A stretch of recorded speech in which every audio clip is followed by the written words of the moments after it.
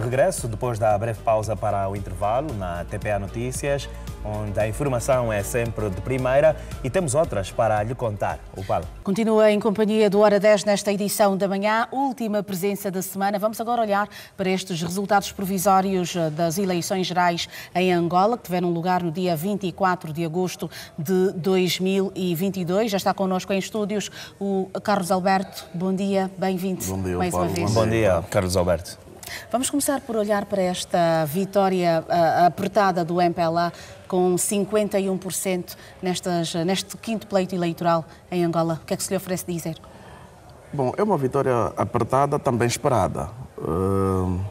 Já tenho comentado que eu acho que o MPLA está em decadência. 2008 sai com 80%, 2012 com 70%, 2017 com 60%, a fasquia vai baixando. E em 2022 com 51%. Ou seja, o MPLA tem estado a perder cerca de 10% em cada pleito. E acho que neste pleito até podia ter perdido muito mais. O MPLA neste ano podia ter perdido as eleições. Por quê? Se João Lourenço não tivesse vindo. João Lourenço veio trazer aqui uma lufada de ar fresco, um pouco também pela sua postura, um pouco porque conseguiu fazer um combate à corrupção e demonstrar que era possível fazer um combate à corrupção e o MPLA sobreviver, porque esta sobrevivência do MPLA aqui, numa diferença de 51 contra 44 da UNITA, uma diferença de 7%, vem mostrar que João Lourenço assumiu o risco do combate à corrupção, porque eu tenho dito que esta vitória do MPLA é uma derrota do MPLA, por um lado, e uma vitória de João Lourenço, por outro. O que é que eu quero dizer? Muitos que votaram na UNITA são do MPLA. Esta é a minha apreciação. Por quê? Por causa do combate à corrupção. Muitos que não tiveram saco azul, habituados a ter este saco azul do tempo de José Eduardo Santos. Muitos que foram levados à justiça. Muitos que estão indiciados em crime e que neste mandato de João Lourenço, 2022 a 2027, penso que vão ser chamados a tribunal. Muitos que, eventualmente, que esperavam que João Lourenço pudesse ser mais uma marionete de José Eduardo Santos e ele não o foi, também devem ter votado na UNITA. Portanto, eu vejo mais demérito do MPLA do que mérito da UNITA atingir os 90 deputados. João Lourenço tem agora desafios muito grandes. Se o MPLA não se reinventar em termos das suas políticas públicas, 2027, certamente o MPLA vai perder. E atenção, estou a dizer que certamente o MPLA poderá perder em 2027 e não um partido na oposição ganhar. O que é que eu estou a querer dizer? O demérito do MPLA pode continuar. E não o mérito da oposição em aumentar simpatia, porque a oposição, a UNITA, pelo menos durante a campanha eleitoral, não mostrou nenhuma ideia substantiva, nenhuma ideia estruturada. Mas como o MPLA está com uma imagem desgastada ao longo dos tempos, porque as populações sofrem, têm muitos problemas, temos desigualdades sociais, temos problemas de se nomear, e eu sempre bati nesta tecla. Eu nunca concordei com a ideia de que só se deve nomear pessoas que sejam do MPLA. Penso que agora o MPLA, João Lourenço, deve, neste novo mandato, porque já não lhe escapa a vitória, são 97% do escrutínio, mais cerca de 2, tal por cento, que fazem mais ou menos 3%, já não altera praticamente nada, as decisões já estão feitas, ou seja, o resultado definitivo já não vai alterar todas essas questões, portanto, tudo está feito. Com mais uma coisinha, com mais um voto dali, ou mais um voto daqui, já está tudo feito. Dizia eu que João Lourenço tem agora a responsabilidade de fazer sobreviver o MPLA. E como é que ele vai conseguir fazer isso? Demonstrando que é possível também governar com pessoas apartidárias, demonstrando que é possível também governar com pessoas que tenham simpatia por outros partidos políticos, que sejam angolanos, que sejam competentes. É possível apostar no mérito do angolano. Meritocracia. Na meritocracia, independentemente desta pessoa ter simpatia para a obra, eventualmente, por exemplo, não ter simpatia para ele, mas se é um angolano que tem competência, pode estar no governo ou pode ser apoiado para pertencer a algum órgão que dê uma mais-valia ao Executivo. Acho que a imagem de João Lourenço ficou um pouco beliscada ao longo do mandato, quando determinadas situações não foram muito bem claras. Porque, de facto, João Lourenço começa forte no discurso de investidura de que ninguém havia de sair impune, e todos nós ficamos surpreendidos, quer dizer, e gostamos, porque afinal era impensável que, por exemplo, um Augusto Tomás, que era ministro dos Transportes, logo é indiciado em crimes e depois é julgado e é condenado e está preso até agora. Isso era impensável. Quer dizer, isto provocou uma esperança às pessoas. Afinal, quem rouba pode mesmo ir para a cadeia. Só que, ao longo do mandato, foram acontecendo situações que beliscaram a imagem de João Lourenço. Que situações? Por exemplo, Ideltrudes Costa, que é o diretor do gabinete de João Lourenço, foi indiciado lá fora, uma notícia em Portugal, que está envolvido em crimes. João Lourenço não fez nenhum pronunciamento. É verdade que são os órgãos de justiça que devem instruir os processos e que devem julgar, eventualmente, Ideltrudes Costa, mas João Lourenço, por ser ele que deu a cara ao combate à corrupção, devia também ter sido ele que viesse a público dar uma explicação ou, eventualmente mesmo, afastar Ideltrudes Costa por um tempo, até que a situação ficasse resolvida, e se provasse que ele foi vítima de uma cabala, digamos assim, lá fora, e que ele é inocente, às vezes pô-lo num outro cargo, ou voltar para o mesmo cargo, alguma coisa assim. Quer dizer, a imagem de João Lourenço no combate à corrupção ficou um pouco beliscada justamente por essas situações. Nós, por tal a denúncia, fizemos denúncia neste período de 2027-2022 de individualidades que foram nomeadas por João Lourenço. Por exemplo, denunciamos o vice-procurador-geral da República, Mota Lins, denunciamos o vice-presidente da República, Bonito de Sousa, denunciamos a ministra das Finanças, Vera Daves, denunciamos uma série de personalidades, mas essas pessoas não se predispuseram sequer a dar um esclarecimento público sobre situações de que estavam indiciadas. Por quê? Porque se sente que tem o rei na barriga.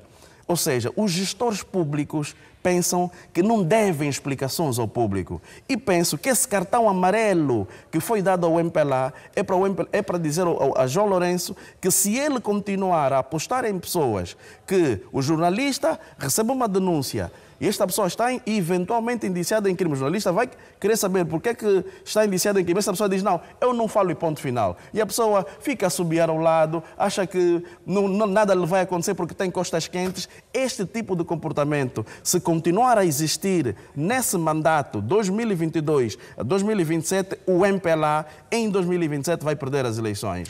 Quanto à abstenção? Pois, mas eu queria dizer, é a mesma afirmação que fundamenta para o facto de o MPLA ter perdido grandemente em 3 principais praças. Exatamente, é uma imagem desgastada. Eu continuo a dizer, a vitória da UNITA em Cabinda 4-1, vitória no Zaire 3-2 e vitória em Luanda 3-2, não é uma vitória da UNITA, é uma derrota do MPLA. Não sei se eu me faço entender. Quer dizer, o desgaste da imagem do MPLA, a continuação na aposta de pessoas que estão ligadas, digamos assim, à corrupção. Por exemplo, Bento Bento em Luanda. Por que é que se foi buscar mais Bento Bento? Bento Bento tem histórias não provadas, é verdade, mas tem histórias ligadas à corrupção. Então, como é que alguém que diz que está a combater a corrupção vai mais buscar Bento Bento? Por exemplo, em Luanda, por exemplo, nós tivemos no tempo de João Lourenço, Higino Carneiro, primeiro. Depois, Adriano Mendes de Carvalho, Sérgio Lúter Rescova, Joana Lina. E como depois, governadores. Depois, Ana Paula do Sacramento. É Ana Paula do Sacramento, não é? Eu confundo muitas vezes com o nome da ministra do Ensino Superior. Pois, então... Ana de Carvalho. Ana de Carvalho, pois. Quer dizer, 5 governadores em Luanda. O que é que isso demonstrou? Que João Lourenço não tinha, ou pelo menos os assessores de João Lourenço, porque penso que ele não decide sozinho, não tinham o perfil ideal para Luanda, que é a maior praça eleitoral. E isso é grave. 5 governadores. E atenção que a última nem sequer melhorou a imagem do MPLA. A última governadora não é tida nem achada, é alguém que praticamente pouco faz, pouco aparece, pouco diz. Quer dizer, e está o problema. Por quê? Como é do MPLA, como é alguém que as pessoas acreditam por ser do MPLA, não se vai buscar outra figura que às vezes pode ser consensual, um indivíduo que tem mérito, que estudou de facto e que podia trazer a sua mais-valia para Luanda, e será puxado como governador. Qual é o problema? O problema é que os camaradas do MPLA acham que angolano é só os do MPLA. Enquanto se pensar assim, de forma arrogante e achar-se que só os do MPLA que têm cérebro e os outros não têm, o MPLA vai continuar a cair. E acho que se João Lourenço não despertar agora, se não apostar em pessoas de facto que consigam dizer: senhor presidente, neste quesito está errado, vou deixarem de lhe passar a mão na cabeça, quer dizer, os tais elogios que não são elogios verdadeiros, porque eu volto a dizer, para mim, estes 90 deputados da UNITA, muitos votos saíram do próprio MPLA, de camaradas que estão ao lado de João Lourenço, que até estiveram nos comícios a bater palmas, mas no fundo foram votar para a UNITA. Por quê? Por causa da postura dura de João Lourenço. E eu continuo a dizer que João Lourenço deve continuar com essa postura do combate à corrupção, porque eu entendo que este país só pode evoluir de facto se houver um combate à corrupção. Agora, tem de ser um combate à corrupção verdadeiro, sério. Ninguém pode estar impune. Porque se continuar a construir a ideia de que só alguns é que podem ir para a justiça e outros não, alguns ligados a José Eduardo dos Santos e ligados a João Lourenço não, então o MPLA vai mesmo cair em 2027. Carlos Alberto, neste quinto pleito eleitoral em Angola, mais de 50% dos eleitores não foi às urnas. Não foi às urnas porque aí isso era previsível. Criou-se durante a campanha eleitoral um clima de medo. O maior partido na oposição à UNITA teve uma narrativa muito aquela questão do votou sentou, e que nós estávamos a dizer que era perigoso alimentar esta ideia do votou sentou. Até eu próprio fiquei com algum receio de ir votar, mas eu tive de o fazer porque eu gosto de desafios, mas fiquei sempre atento porque eu fiquei com medo que também pudesse acontecer alguma coisa. Não foi disfarçado o cara. Não foi disfarçado. E penso que quem não deve não teme. Eu sou um indivíduo que fala abertamente porque eu não devo a ninguém. E penso que muitos como eu deverão ter sentido isso. Quer dizer, eu não sei se vou votar e depois vou encontrar um aglomerado de pessoas e que me vão fazer mal. Então, esta narrativa do votou sentou prejudicou grandemente as nossas eleições. E penso que a UNITA deve rever a sua postura. E eu continuo a dizer, se a UNITA está no Parlamento, se a UNITA defende as instituições do país, não faz sentido continuar a descredibilizar a CNE. E mais, é a mesma CNE que a UNITA descredibilizou, que curiosamente dá vitória à UNITA em Luanda, em Cabinda e no Zaire. Ou seja, a UNITA tem que se rever. Então, falou mal de uma instituição e essa instituição que vem dizer, não, está aqui os seus resultados. Então, a UNITA tem de mudar de postura. Temos de olhar mais para a República de Angola, não é? E penso que Adalberto foi infeliz nessa questão sempre de alimentar-se a questão da fraude permanente. Para a UNITA, desde 92, sempre foi fraude. Tudo é fraude. Quer dizer, quando não ganha é fraude. Agora que ganharam em Luanda, vão dizer, não, aí a CNE teve bem. Quer dizer, nas outras províncias já não teve bem. Então é preciso haver alguma coerência em relação a isso. Por outro lado, temos também ainda número de mortos na lista nos cadernos eleitorais. Falou-se sobre isso. Pode estar na base desta abstenção. Pode estar também na base deste 50%. Quer dizer, este 50% pode também transmitir a alguns que não foram votar, porque já não são vivos. É preciso que se melhore essa questão. É preciso que em 2027 estes todos mortos, que o processo seja automático, não é? Alguém que morreu com um boletim de voto no Ministério da Justiça, quer dizer, tem de ser de forma automática, quer dizer, sai de forma automática do sistema. Quer dizer, é preciso haver aqui uma conciliação entre o Ministério da Justiça e o Ministério da Administração do Território para que das próximas vezes não tenhamos mais casos de morte e não se desconfie que eventualmente as nossas eleições poderão ser fraudulentas porque há alguém morto. E atenção, mais uma vez ficou provado que os mortos não votaram justamente por causa desse 50%. O número da abstenção. E qual é a avaliação que faz em termos da organização da Comissão Nacional Eleitoral?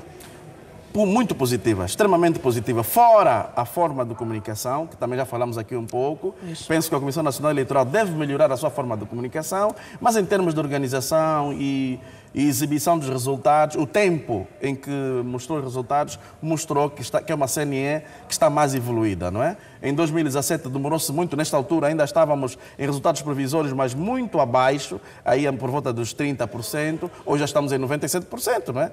Quer dizer, em 2, 3 dias, praticamente o assunto está resolvido. E penso que isso é bom, por quê? Porque isso evita especulações. Isso faz com que as pessoas que eventualmente tenham atas de síntese e ponham no Facebook a pensar que o seu partido é que já venceu, possam dizer, pá, não é bem assim, afinal nós temos mesmo que aguardar a CNE, que é o órgão responsável do Estado para publicar os resultados e não devemos fazer festas antecipadas, não é? Eu sempre disse que não havia vitórias antecipadas e isso foi provado mesmo ao longo deste processo. A CNE está de parabéns.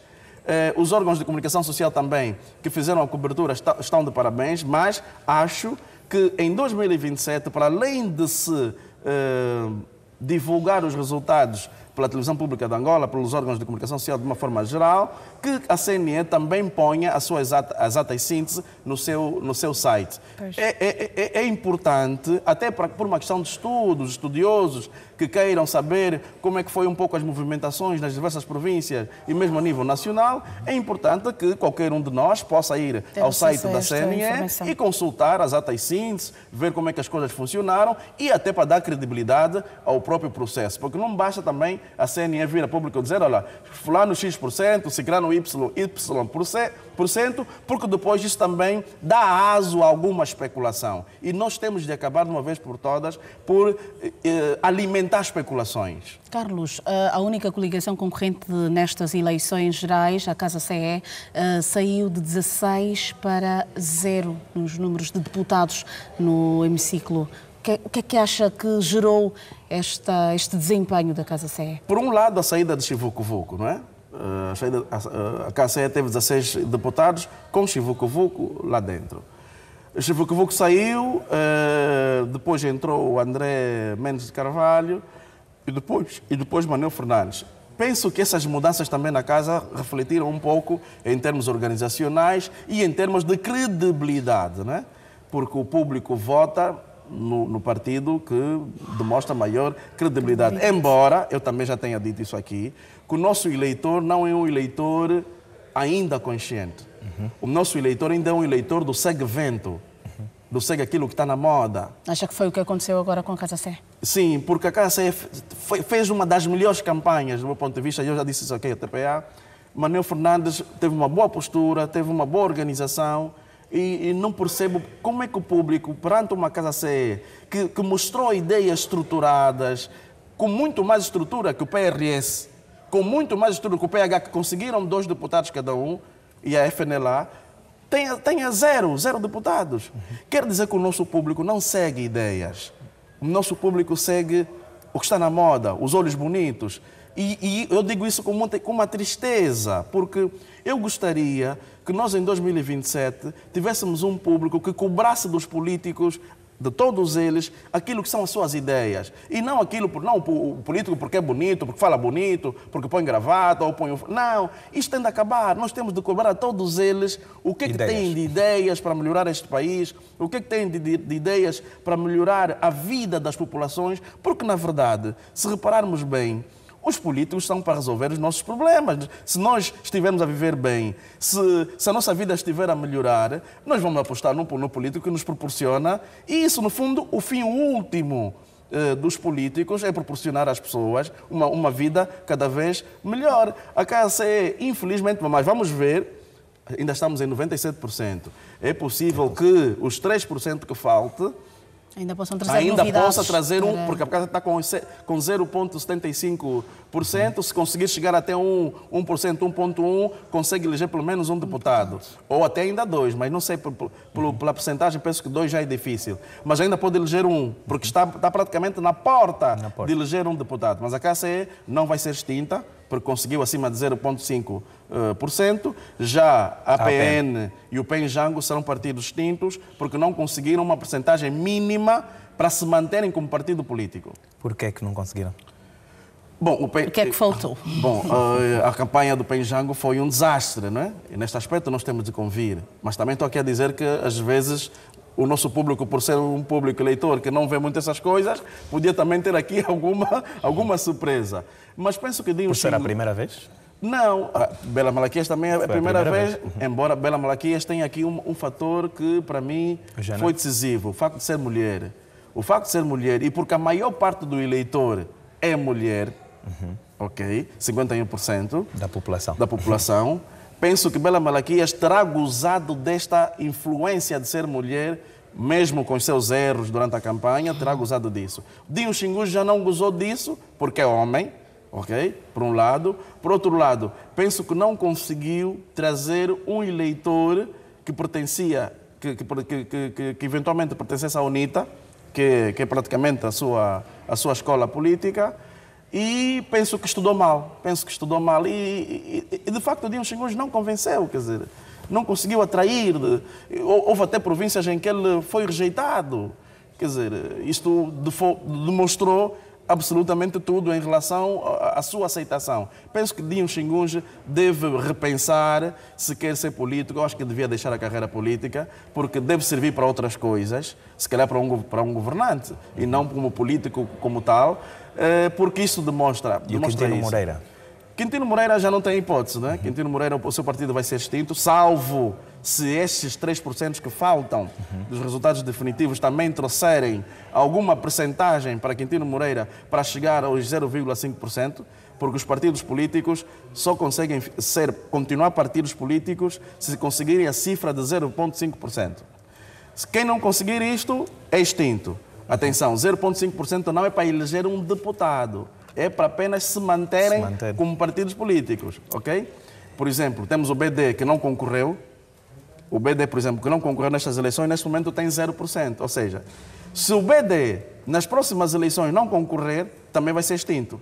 Quer dizer que o BD, o Bloco Democrático, é obrigado por lei a concorrer para também que se veja se ele vai ter pelo menos uma percentagem de 0,5%. Portanto, as grandes novidades praticamente são essas em relação à possibilidade da Casa CE continuar. Vamos ver depois como é que eles se vão reinventar. É uma pena, eu digo é uma pena porque eu gostei da forma como o Manuel Fernandes deu uma reviravolta em relação à Casa CE, mas vamos ver depois como é que se vão reinventar, se depois não vão receber dinheiro do Estado, porque os partidos políticos que não têm assento parlamentar não recebem uma verba do Estado. E vamos também ver agora, vai ser muito interessante ver agora também na Assembleia como é que as coisas vão acontecer. Vamos ter um parlamento mais equilibrado, que é o que todo mundo esperava, porque diz-se que um parlamento mais equilibrado vai trazer uma mais-valia para o país. Vamos ver se essa teoria é verdadeira.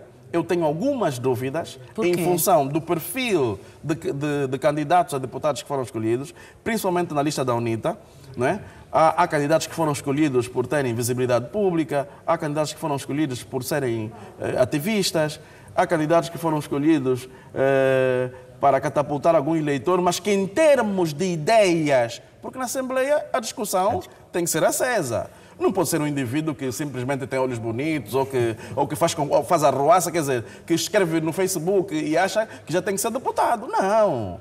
Lá dentro, quando houver discussões, é importante que eles tragam alguém que tem ideias progressivas e não simplesmente por ser jovem. Porque também há mais velhos que têm ideias, não são jovens, mas têm ideias. Agora, nós vamos ver isso e depois é importante que o público também saiba pressionar os deputados. A própria UNITA, que conseguiu agora 90 deputados, poderá subir, porque ainda não temos o voto da diáspora, ainda não temos o resultado da diáspora, atenção, porque a diáspora também poderá fazer...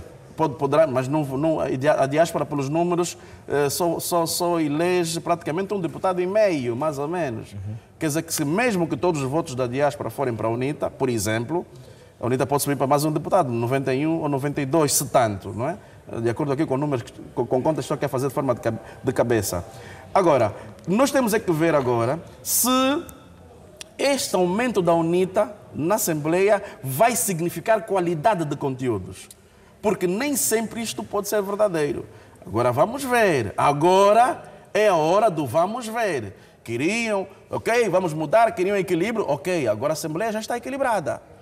Agora o MPLA, sim senhora, tem maioria, vai poder aprovar o Orçamento Geral do Estado com a sua maioria, porque a UNITA nunca aprovou nenhum Orçamento Geral do Estado, mas sempre se beneficiou, estranhamente, de um Orçamento Geral do Estado que ela nunca aprovou, não é? Isso aqui é um dado curioso. Mas, noutras situações, como mexer na Constituição, que é necessário 2/3 dos deputados, o MPLA já não vai conseguir fazer isso, vai ter que ter apoio de outros deputados e vamos ver depois como é que vai ser essa gestão. Outro lado, nós tivemos em 2017 e 2022 questões de divisão dentro dos grupos parlamentares. A Casa CE também teve isso, que alguns deputados se demarcaram, por exemplo, da ala de Manuel Fernandes. Tivemos também isso na UNITA. Alguns deputados se demarcaram de Adalberto Costa Júnior, porque David Mendes é uma figura sonante que depois apareceu publicamente a dizer que não se revia no grupo parlamentar da UNITA, porque Adalberto Costa Júnior estava a coagi-lo a tomar decisões e ele não quis agir contra a sua consciência. Vamos ver se essa heterogeneidade que está a acontecer na UNITA, com esses 90 deputados, porque muitos deles não são da UNITA, são pessoas fora, se eles vão conseguir gerir esse balneário na hora das decisões.